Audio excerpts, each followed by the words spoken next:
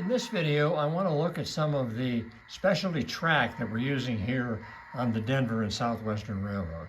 Now, if you take a look at this video, you will see that the narrow gauge engine right here is running on this inside track and this third rail right here. Now, the standard gauge would run, of course, on the inside and the outside. Now, let's say that we take that engine right onto the turntable, turn it around, and what we will find is that now the narrow gauge is running on this rail right here and the non-existent rail right there. So what we need to do is to make the turntable a 4-rail, and you can see that that's exactly what it is. The narrow gauge runs on this inside rail and that inside rail. The standard gauge runs on the outside rail and the outside rail. So what we're going to do now is we're going to transition right here from 3-rail track to 4-rail track. So let's see how the engine does that.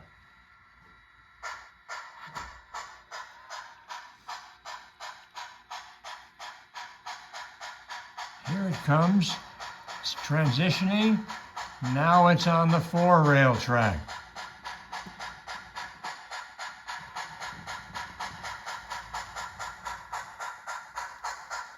Okay, now we've got the engine on the turntable, and we seem to have had a little problem here with our tender truck.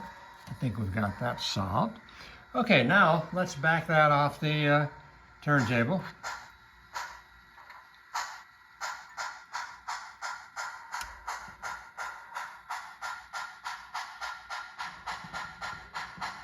Now we're on the 4-rail and transitioning over to the 3-rail. That's just one way of handling narrow gauge and standard gauge engines on the same turntable. Here's some more really complicated trackage. Here we have a situation where we have the narrow gauge running on the inside rail and the narrow gauge rail. And notice that this is a complete turnout, which moves both the HO&3 and the HO. So notice that when we move this, both of those rails move. Both this rail and that rail move. There we go. Now, sometimes, notice here we have the inside rail and the narrow gauge rail. Sometimes we might prefer to have it the other way around. Let me just move this camera down here so you can see that. Now notice that here, the narrow gauge runs on the outside rail and the narrow gauge rail. And so we have a problem. We've got to move that rail. How do we do that? Well, there's a very nice piece of equipment right here that does that.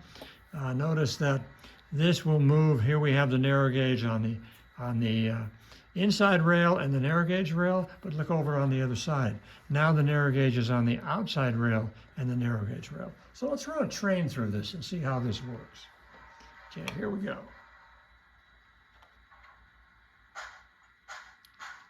Here comes a narrow gauge engine.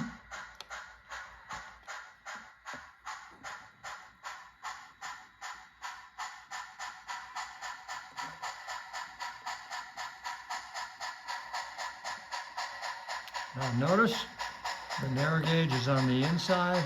Notice how it's moving over. So now it's on the outside of the narrow gauge rail. Very clever piece of trackage.